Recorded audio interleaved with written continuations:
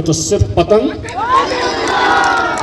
के चचा पूरी ताकत से ऐसा बटन दबाना और अपने गुस्से का इजहार करना।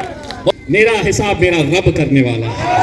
हमने शिवसेना के उस झंडे को उखाड़कर फेंका और मजलिस इत्तेहादुल मुस्लिमीन के झंडे को हमने वहां पर लहराया। तो इस कौम को बांटना सबसे आसान काम है, सबसे आसान काम है। इसीलिए जब हम खड़े रहे थे, हमने अपने नौजवानों से सिर्फ एक बात कही थी।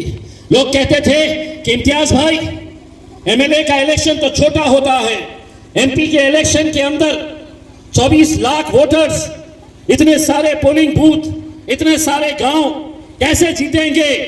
लोग मुझे हिसाब करके दिखाते थे कि इतने हिंदू, इतने मुस्लिम, इतने दलित, इतने ये, इतने वो।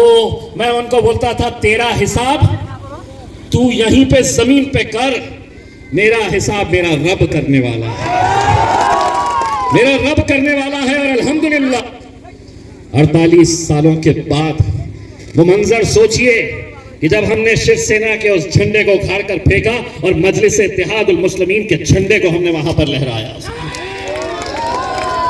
मेरे भाई, अगर हम वहां कर सकते हैं तो यहां क्यों नहीं कर सकते हैं? क्यों नहीं कर सकते हैं?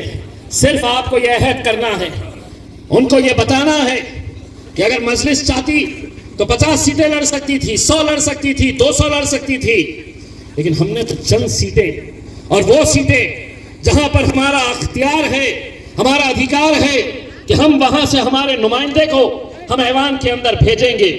अगर कोई आए तो उनसे कहना कि तेरे तो हमने 225 के करीब सीटें छोड़ रखे हैं, तू जा और वहां पे लड़, यहां मेहनत मत कर, क्योंकि यहां क्या, यहां सिर्फ पतंग चलने वाली है।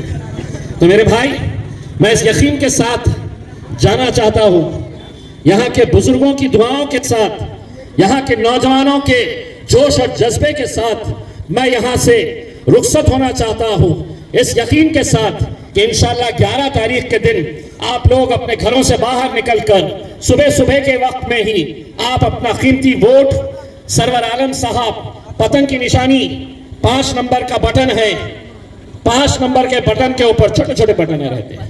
किसी को नहीं दिख के आ रहा है तो पहले जाना 1 2 3 4 और मारते वक्त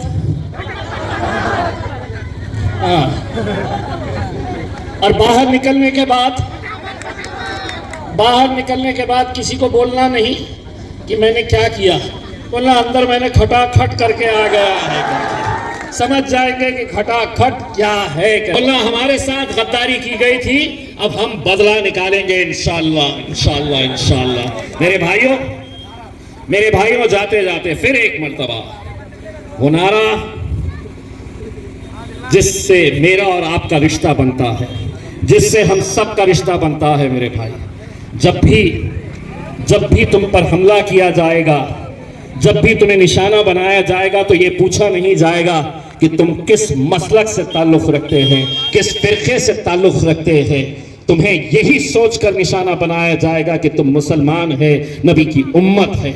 इसीलिए उस रिश्ते को कमजोर मत करो मेरे भाई, जोरदार ताकत के साथ मेरे पीछे आवाज से आवाज लगाओ, तेरा मेरा रिश्ता क्या, दोनों हाथ ऊंचा करके, तेरा मेरा रिश्ता क्या।